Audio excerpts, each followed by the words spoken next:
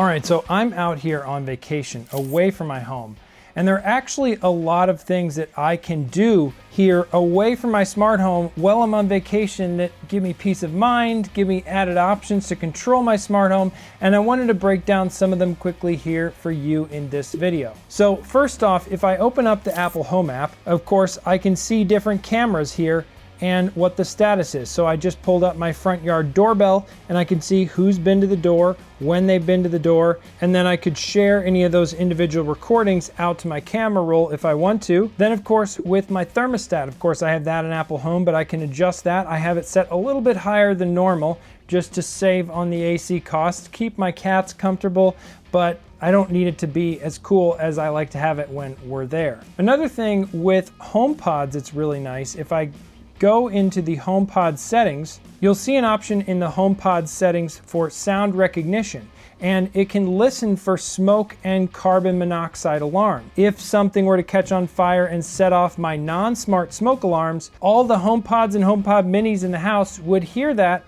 and then alert me as which HomePod or HomePod mini heard that the closest, and then I just have a peace of mind in knowing my house is not on fire right now while I'm away from home because I haven't gotten any of those notifications. Of course, there's some other things you can see in the security tab which are always nice to know of the state of my security system right now. There's some people coming over, so I have it disarmed, but I could have it set to away, let's say, and then I also have my front door status, so I know if my front door or any other doors in my home are locked. The other great thing is, of course, is my garage door closed or open?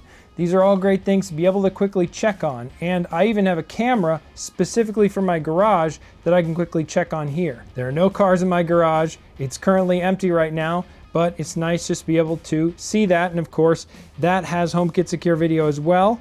So I can see the last time someone opened the garage door, came in to check on things for us at our home. So if I go over to Unify Protect, this is a more advanced video surveillance system that we also have in our home. I can get a live status here of all the different cameras I have in Unify Protect, showing a complete continuous recording history and just getting status on whatever happened at my home. That's my driveway camera. I have another one in the garage with Unify Protect.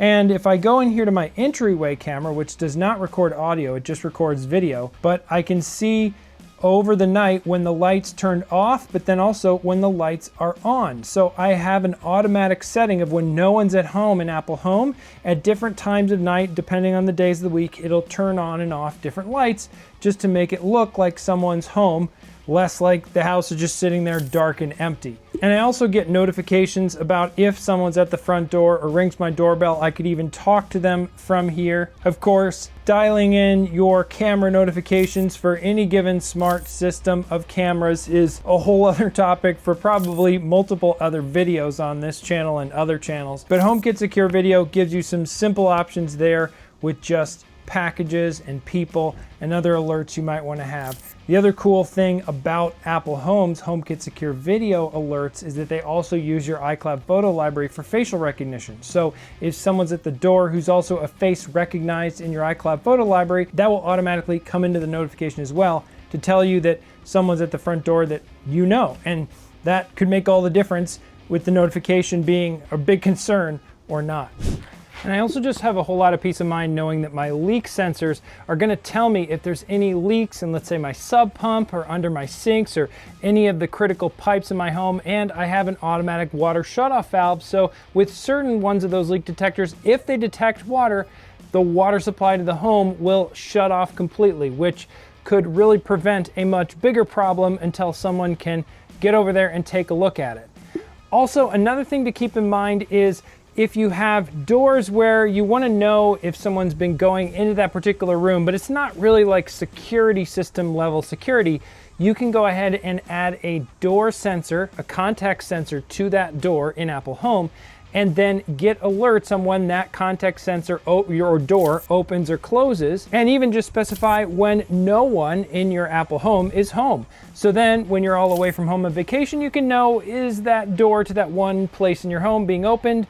That could be a good thing or a bad thing, depending on what you want the people checking on your house doing. Now, another thing that's great to have your smart home do for you while you're away is clean your house, vacuum your floors, mop your floors, and I talk more about that in my recent video on the Dreamy L40S Ultra.